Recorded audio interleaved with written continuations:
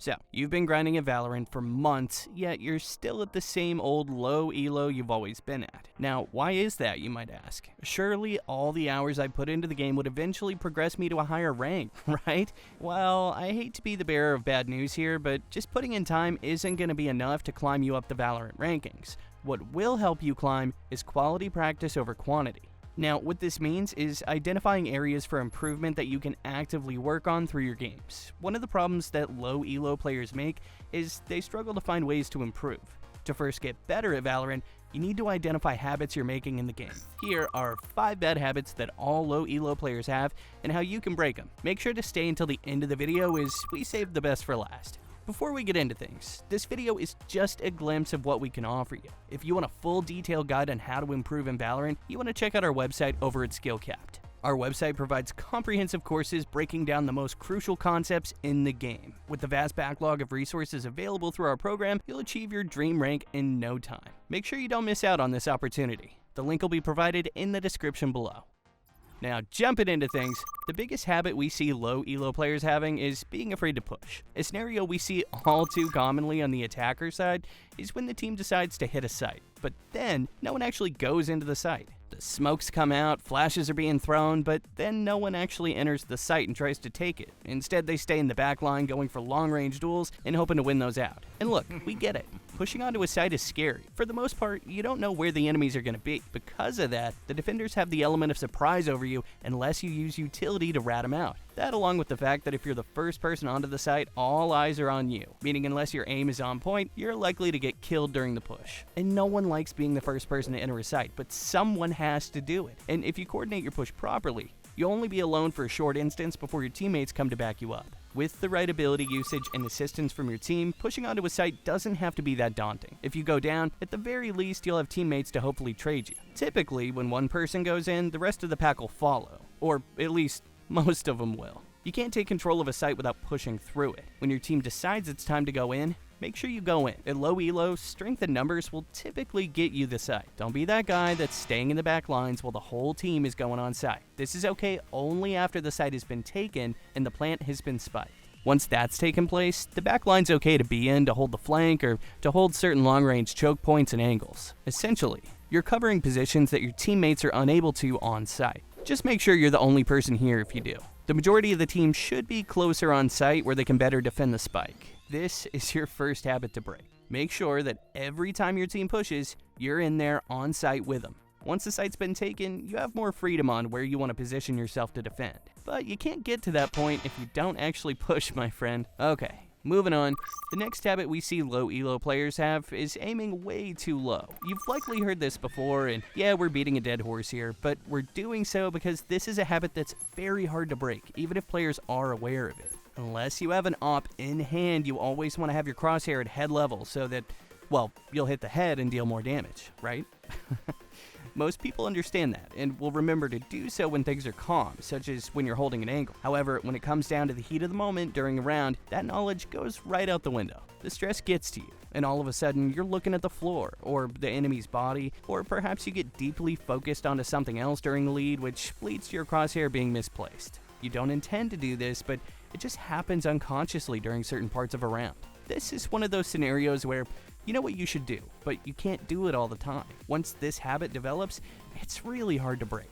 But that doesn't mean it's impossible. The first step to fixing this problem is to identify where it happens in the first place. This could be through VOD reviews where you monitor your crosshair placement as a round progresses. Or you could also have a friend spectate you during your rounds to spot out points where your crosshair placement goes down. Most low elo players will probably notice their aim deteriorate as the round goes on. This is due to multiple factors, whether it be nerves or just mental fatigue. Once you become more aware of where these issues are, how they arise, then you can be a little more alert and focused on your crosshair placement at those specific moments. Put more attention into aiming during those times until it becomes second nature, where you don't have to think about it. To track your progress, continue to VOD review your games and monitor where your aim is at during different time points. And remember, this is a habit we're trying to break, right? Meaning it won't be an overnight fix. It likely will probably take weeks and even months to fix a habit that we've been doing for so long. So make sure just to be patient with this one and it'll definitely pay dividends. And continuing off of that, big habit we see low elo players doing is focusing way too much on winning raw aim duels. And we get it. Everyone wants to be that star player that frags out of their mind and drops a 30 bomb to carry their team. As a result, players will try to peek out and challenge every player they see, hoping to win the raw aim battle. If we're at a low rank, the reality is we're just not good enough to be that kind of player. Especially if we're just simply raw peeking everything and hoping we're better than each player we face.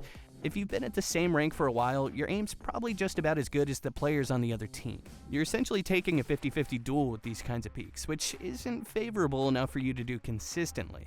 At the very least, you should at least use utility to help take these duels.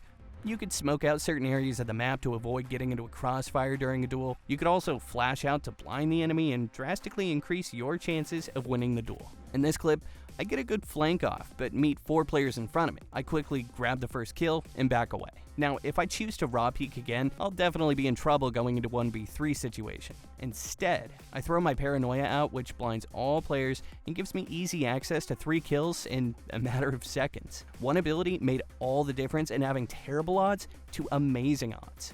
You could also have a teammate tag along with you, so you double peek and put the enemy into an unfavorable 2v1 situation. And these are just a few examples to name, but there's several more possibilities. The next time you're thinking about taking a fight, brainstorm different ways you can turn the odds in your favor before engaging the enemy. Try to get the odds better than just a 50-50 RNG fight. This will help you win more duels, thus giving your team man advantages and greater chances of winning rounds. Okay, here we go. This is arguably the worst habit low elo players have, and that is not knowing what to do. This is when players quite literally are not sure what they should be doing during a round. Maybe you're unsure of where to position yourself on defense, or perhaps you don't quite know how to push a site or where you should be after the spike's been planted. Or maybe you don't really know how or when to most effectively use your abilities. If you have a high-ranked player at your disposal, they could probably tell you what to do, but you don't really learn from just following instructions if nothing's ever explained. You have to eventually learn to make decisions for yourself. Here is a very simple way to figure out what you should be doing at any point in time during a round. When you're unsure of what to do, ask yourself what the current goal is and how you can best contribute to achieving that goal. Let's break down an attacking round again to highlight this.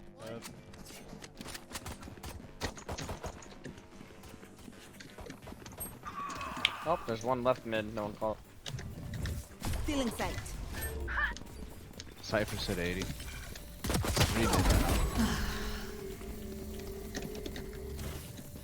Barrier created. One CT. Enemy defender spawn. Got kill for you. Got kill. Spike. Flank. Nice. I'm focused on spawn. Bolton, arch. Enemy Nice job. Let's go, dude. I don't. On attack, one goal you'll have is to push a site. I'm playing Reyna in this clip, and the best way for me to push the site is to throw a leer and push off of it, which is exactly what I do. Now that we're on site, we need to keep pushing forward to clear the site before we plant. I clear the left side before going forward to take up space on the right. I collide with Viper and eliminate her before my teammate walls off tunnel and plants the spike. Once the spike is planted, we have a new goal, and that's to defend it. I also have the goal of trying to take away the man advantage the enemy has, which means I may want to go for an early risky peek to achieve that goal. With tunnel partially blocked off, we have 2 choke points to really focus on, which are spawn and B main. Now, my teammate has B main covered, so I hold spawn and get another good elimination. From here, our stage is in a good spot to assist both me and our Viper. Overall, we're in good positions to hold down the fort. Sage and Viper get a crossfire going to kill the B main player. And once the tunnel players start to fight our Viper, I peek out to help even the odds. So, disclaimer, I have to say these kills were a little bit lucky, but the idea to reiterate here is we had a goal in mind and made moves based on how we felt we could best achieve those goals. So next time you're not sure about what you should be doing, think about what your main goal is at the moment and what the best move is you can make to take steps towards accomplishing it. Alright, I know people are going to roll their eyes at this one, but it's really important, so we gotta say, low elo players just don't take care of their economy very well. Having good credit management can literally change the way the entire half goes. If you spend too many credits or not enough credits during rounds where you need to, you're going to be giving yourself trouble later on in the game. Let's go through the start of a half. You just won the pistol round. So, what do? Some players at low elo decide to save up their credits so they can buy a Phantom or a Vandal the following round. It's a good thought, but unfortunately, it's wrong. Whenever you win a pistol round, you should always buy up on the second round. Yeah, you can't afford the big boy guns, but you can still afford more than the enemy can. After a pistol win, you can buy a Spectre, plus heavy armor along with the majority of your abilities. Now, compare this to the enemy who at best could afford a cheap weapon like a Frenzy or Sheriff. You have the clear advantage here. As long as the enemy doesn't get lucky, you'll win the second round if you buy. From there, your economy can start to grow. The third round is really just a bonus round. If you win it, that's fantastic. Your economy will be in a really good spot. And if you lose it, no big deal. You have money to buy anyway the following round. Now, let's say we didn't buy the second round. We're now putting ourselves on an even playing field, where the enemy has a good chance of winning the round since they have a similar level of weaponry. Now we lose the chance of getting a free round with minimal effort. The thought of saving up for a Vandal or Phantom sounds good initially, but it risks long-term damage to your economy while also giving up rounds and economic advantage to the enemy.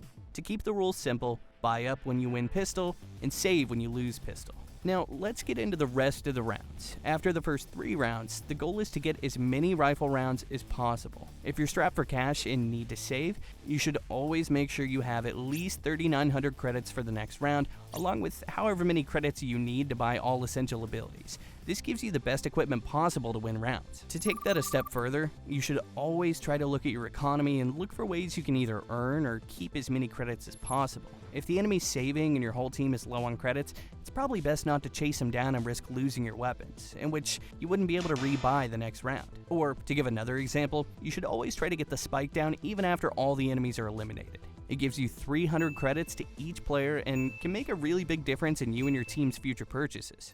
Anyway, that's all we have for today's video. Now get out there and start converting those bad habits into good ones. And like we mentioned earlier, these habits have likely been present for a long time. Likewise, it's going to take a good amount of time to break them, so please be patient and just trust the process. That's all we got for our video today, but remember that if you're really looking to improve at Valorant, I highly recommend checking out SkillCapped.com. We get it, you're just a player trying to get better at the game. That's why you're watching this video in the first place. You're capable of hitting that rank you deserve, but there's no shame in asking for a little help. At SkillCapped.com, we spend hours going through viewer-submitted replays to let you know all the mistakes that you're making. We also couple this with our Smurf commentaries to show players that it is possible to carry themselves out of whatever rank they're stuck in.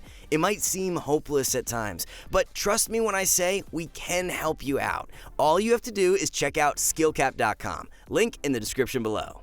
As always, we here at SkillCapped want to thank you all for watching, and we will catch you in the next one.